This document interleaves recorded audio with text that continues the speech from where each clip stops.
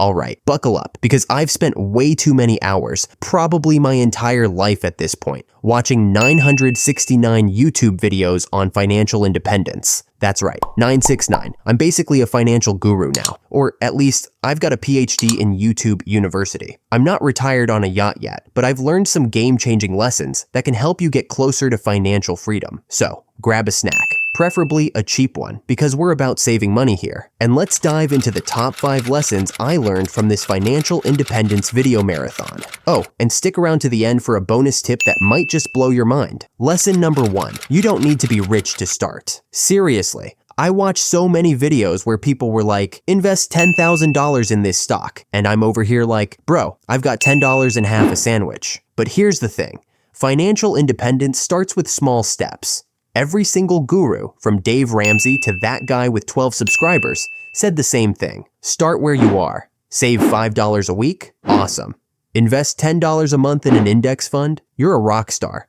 The key is consistency. It's like planting a tiny seed. Water it with small, regular contributions, and it'll grow into a money tree. Okay, maybe not a literal tree, but you get it. Compound interest is your BFF. More on that later. Hold up the coin and wink. Lesson 2, budget like your life depends on it.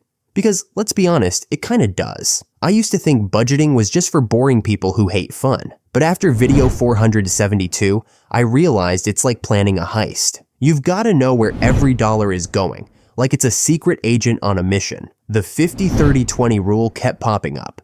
50% of your income for needs, 30% for wants, and 20% for savings or debt repayment. Sounds simple, right? But then I looked at my bank account and realized I was spending 80% on coffee and Netflix. Oops. So I started tracking every penny with a free app.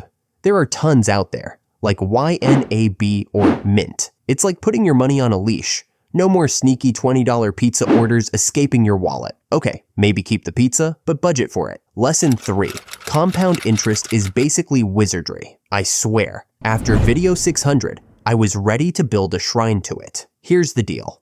When you invest money, it earns interest, and then that interest earns interest, and it's like your money starts cloning itself while you sleep. One video broke it down like this.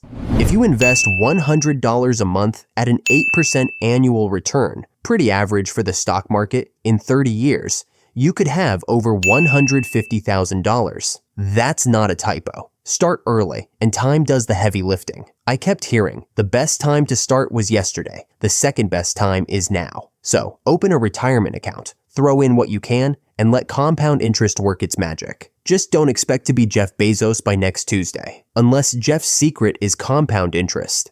Lesson 4. Beware of lifestyle inflation. This is when you make more money and suddenly think you need a fancier car, a bigger house, or a $200 haircut. You don't. Video after video warned about this trap. You get a raise, and instead of saving it, you're out here buying a gold-plated toaster. I'm guilty too. I got a bonus once and immediately bought a smart fridge that talks to me. It's not that smart. The trick is to keep living like you're broke, even when you're not. Put raises or bonuses straight into savings or investments. That way, you're building wealth, not a collection of talking appliances. Your future self will thank you when you're not eating cat food in retirement. Lesson 5. Don't put all your eggs in one income basket. Almost every financial independence video screamed this. Relying on one job is like betting your entire life on a single Wi-Fi signal. It might work, but it's risky. Side hustles, investments, or even passive income like renting out a room can be game changers. I started freelancing on the side after video 800, and let me tell you, it's like finding extra fries at the bottom of the bag. Even if it's just $50 a month selling old clothes online or driving for a rideshare app, it adds up. Okay, maybe don't juggle your coffee. Alright, here's the bonus tip that tied all 969 videos together. Your mindset is the key to financial independence. You can have all the strategies, apps, and investments in the world, but if you don't believe you can do it, you're stuck. Financial independence isn't just about money, it's about freedom, choices, and not stressing about bills. Every video had one thing in common. You've got to want it and take action. So, start small, stay consistent, and don't let setbacks, like my talking fridge purchase, derail you. You're not just saving money, you're building a life you love.